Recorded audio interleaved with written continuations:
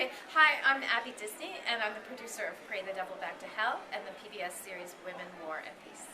Hi, I'm Shayne Moore, and I'm a one member and a one mom, and I'm honored to be able to ask Abby a few questions about her amazing documentary that we just watched in honor of International Women's Day.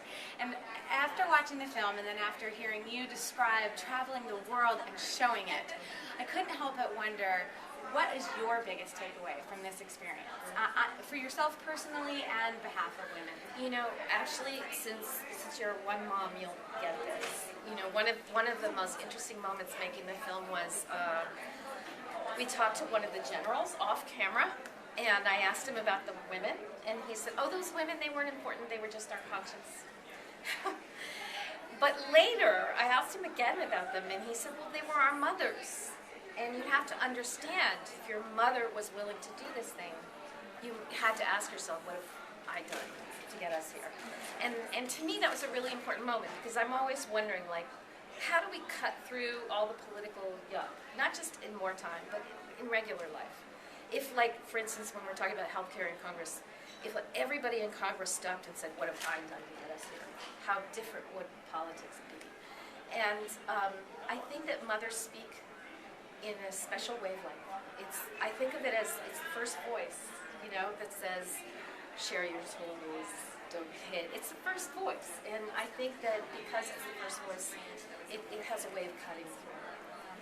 That's excellent. When I think about women and mothers were the conscience, or I think in the film, what does she say? We're the caretakers of society? Yeah. Or she says something really powerful like that. And I guess my question is, if women are the conscience of society, or the cement of the conscience of society, what would you say from your experiences that women can tap into their power and their voice to then act on that? Mm-hmm. Well, I think that, first of all, they have to work together.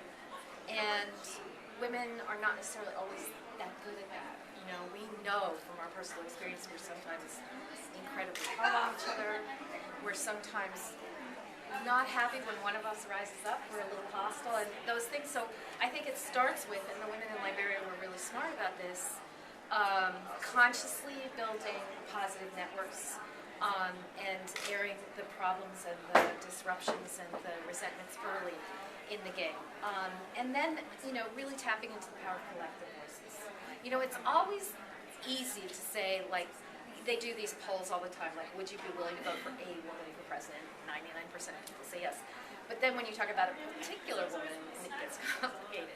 So we're very powerful in groups, and if we can hold on to our egos long enough to be willing to be part of a larger thing than ourselves, I think that that's when we have that. I like that, rising up with our collective voices. And my last question maybe also ties into that, but it's that idea of, what would you say just to the ordinary, everyday, full-time mother, woman in America, what their takeaway is from this story? Like, why does this story matter to that woman standing in her kitchen?